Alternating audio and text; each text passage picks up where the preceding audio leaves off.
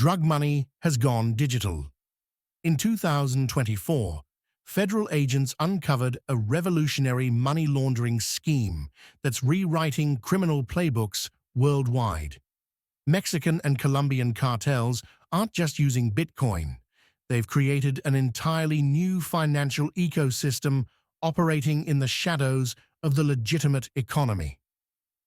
The investigation revealed something agents never expected: a global financial trinity, street-level drug dealers collecting cash in American cities, specialized crypto brokers transforming that money into digital assets, and Chinese chemical suppliers accepting these untraceable payments to fuel the next cycle of drug production.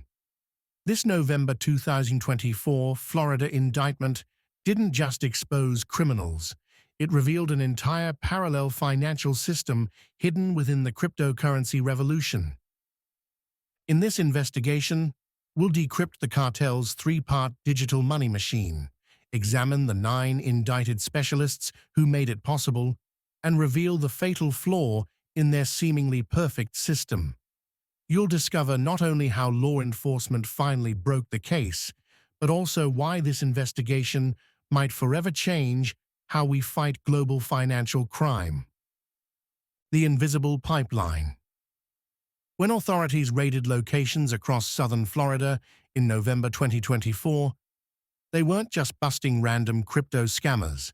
They were dismantling a financial network that had moved billions in drug proceeds across 3 continents. The Dorado Task Force, comprising over 200 personnel from 35 agencies, had spent years tracking what they called the bulk cash-to-crypto pipeline. The operation worked with clockwork precision.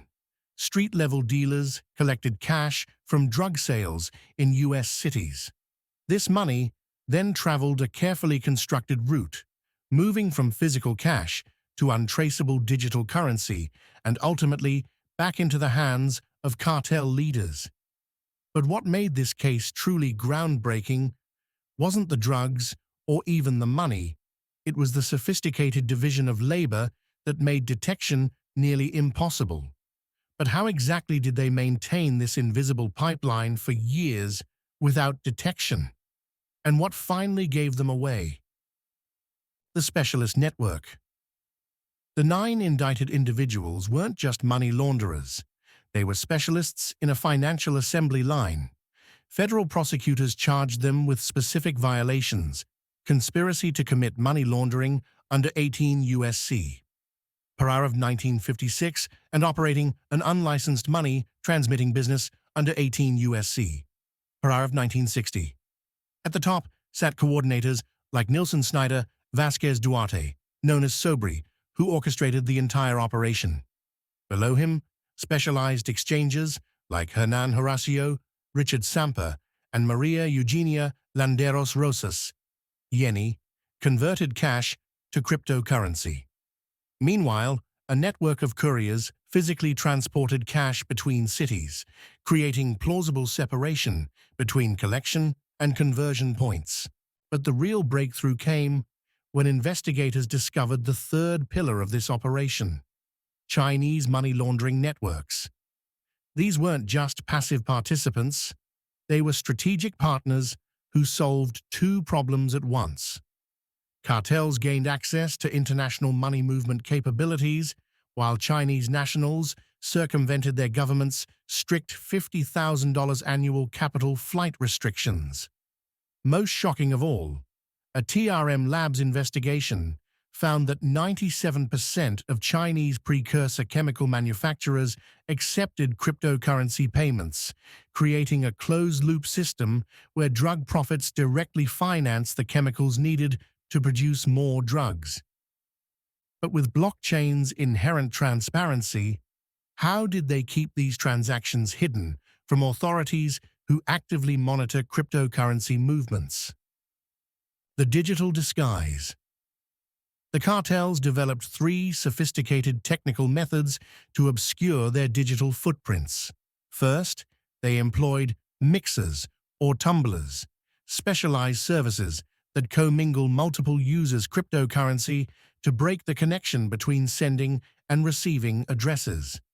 Second, they created peel chains, series of minor transactions that make tracking large sums virtually impossible without specialized tools.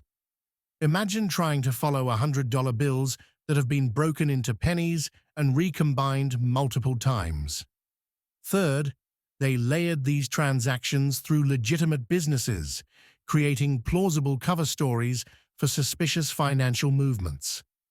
A seemingly normal import-export company might process millions in hidden cartel funds alongside genuine transactions. Yet despite this sophistication, the investigation revealed a fundamental paradox. The very technology that enabled their global operation contained the seeds of its undoing. In our next segment, we'll examine the severe consequences faced by those caught in this operation and the unprecedented legal responses that followed. If you want to understand not just this case, but the future of criminal enterprise in the digital age, subscribe now. The most surprising revelations and the real lessons for both criminals and law enforcement are still to come. The consequences translated into unprecedented penalties. The Florida indictments weren't just charges, they were financial death sentences. Each defendant faces up to 20 years imprisonment per money laundering count, plus millions in fines.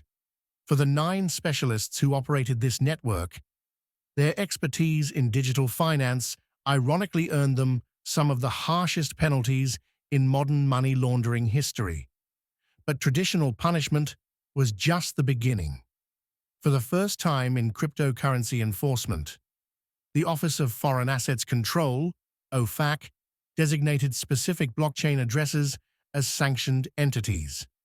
A single Ethereum address tied to cartel operative Mario Alberto Jimenez Castro, which had processed over $740,000 between March 2022 and February 2023, became financial kryptonite. Anyone interacting with this address now risked criminal exposure themselves, creating a digital quarantine around cartel finances. Most critically, law enforcement didn't just capture individuals, they captured data. Every transaction, every wallet, every connection on the immutable blockchain became evidence that continues revealing new network connections even after arrests. This digital perpetuity exposed what experts now call the strategic vulnerability of cryptocurrency-based crime. But why would sophisticated criminal organizations continue using a system with such fatal flaws? The answer lies in our final section. Let's start with the lessons learned. The blockchain paradox. The most profound revelation from this case isn't the crime itself, but the fundamental misunderstanding that enabled it. Criminals adopted cryptocurrency believing it offered perfect anonymity, when in reality, they were recording their financial activities on the most permanent ledger ever created. Every transaction left an indelible digital fingerprint that ultimately became their undoing. The first critical lesson for both criminals and investigators. What's truly remarkable isn't that authorities eventually caught these launderers, but how they did it. The Dorado Task Force didn't rely primarily on cutting-edge technology, but instead on the oldest investigative technique, following the money. By correlating physical cash movements with digital currency conversions, they created a detection net spanning both the physical and virtual worlds. But this raises an urgent question. If such a sophisticated operation ran undetected for years, how many similar networks remain active right now? The unexpected vulnerabilities. The case exposed 3 critical detection points that future investigations will likely target. First, the peel chain technique, breaking large cryptocurrency sums into smaller transactions actually created distinctive patterns that blockchain analytics can now identify algorithmically. What criminals thought was clever obfuscation became their digital signature. Second, the investigation revealed an unexpected geopolitical vulnerability: the symbiotic relationship between Chinese capital flight restrictions and cartel financing needs. This unlikely partnership created a choke point where disrupting either side would collapse the entire operation. Third, and most counterintuitively, cryptocurrency's immutable nature made these criminals more vulnerable than if they'd stuck with cash. Physical currency, once successfully smuggled, leaves no permanent record.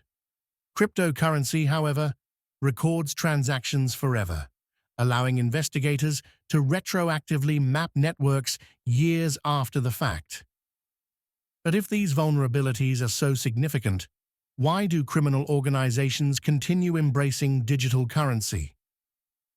The future battleground. The most immediately actionable strategy from this case focuses on cryptocurrency conversion points, the moments when physical cash becomes digital assets. These exchanges represent critical detection opportunities where suspicious patterns are most visible. Financial institutions implementing enhanced monitoring at these junctures could identify similar operations before they reach global scale. Perhaps most surprisingly, the most effective approach isn't eliminating cryptocurrency, but standardizing and regulating it. The cartels relied heavily on unlicensed exchanges specifically to avoid reporting requirements. A robust, regulated cryptocurrency ecosystem might actually reduce criminal opportunities while preserving legitimate innovation. The ultimate lesson transcends this specific case. Technological evolution inevitably creates both new criminal methods and new enforcement capabilities. The same blockchain features that attracted criminals, pseudonymity, cross-border transactions, and regulatory gaps, also created their greatest vulnerability: permanent, immutable evidence trails. As we enter a new era of financial crime and enforcement, remember this essential truth. In the blockchain world, invisibility is an illusion. Every transaction leaves traces, and those digital breadcrumbs eventually create a map that leads directly to those who thought they were untraceable. If you found this investigation valuable, don't forget to subscribe and hit the notification bell. We release new deep dives into financial crime and cybersecurity every 3 days, and our next episode might just change how you think about digital security forever. Until next time, remember, in the digital world, there's no such thing as a perfect crime, only better investigators.